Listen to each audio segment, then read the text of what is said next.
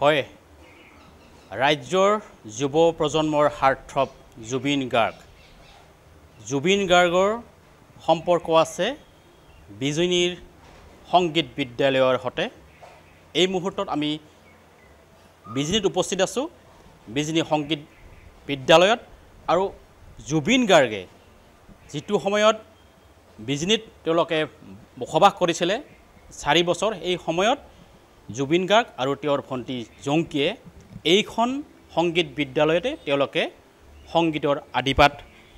শিক্ষা গ্ৰহণ কৰিছিলে স্বৰ্গীয় ৰমণী মোহন ৰায়ে স্থাপন কৰা 1975 চনত স্থাপন কৰিছিলে বিজনী সংগীত বিদ্যালয় আৰু এই সংগীত বিদ্যালয়তে তবলা বাদনৰ প্ৰশিক্ষণ বা শিক্ষা গ্ৰহণ কৰিছিলে জুবিন গাৰ্গে আৰু এই মুহূৰ্তত আমি সেইখন বিদ্যালয়ত আহি উপস্থিত আছো আৰু দেখা পোৱা গৈছে বিভিন্ন বাদ্যযন্ত্ৰসমূহ তেওঁলোকে বিদ্যালয়খনত এতিয়াও সজাই থোৱা আছে আৰু এইটো হাৰমনিয়াম জুবিন গাৰ্গে তেওঁ নিজে ইয়াতে ডনেট কৰা বুলি লিখা আছে জুবিন গাৰ্গে ইয়াতে ডনেট কৰিছিলে এইটো আমি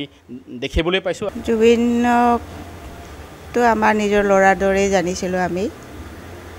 যেতিয়া গান শিকিছিলে মানে ছাৰে তবলা শিকালে জংকিয়ে গান শিকিলে তাৰপিছত জুবিনৰো ইচ্ছা আছিল ছাৰৰ দৰে মানে তবলা বজাই গান গোৱাৰ তেনেকৈও শিকিলে মানে গানৰ মানে গা ছাৰে গামা মানে চব ইয়াতেই শিকিলে আৰু প্ৰথম এও আছিলে স্বৰ্গীয় ৰমণী মোহন ৰায়ৰ সহধৰ্মিনী আৰু এওঁলোকৰ তত্ত্বাৱধানত যিখন বিদ্যালয় সংগীত বিদ্যালয় সেই সংগীত বিদ্যালয়তে জুবিন গাৰ্গ আৰু জংকিয়ে এই বিদ্যালয়তে তেওঁলোকে সংগীত শিকিছিলে জুবিনে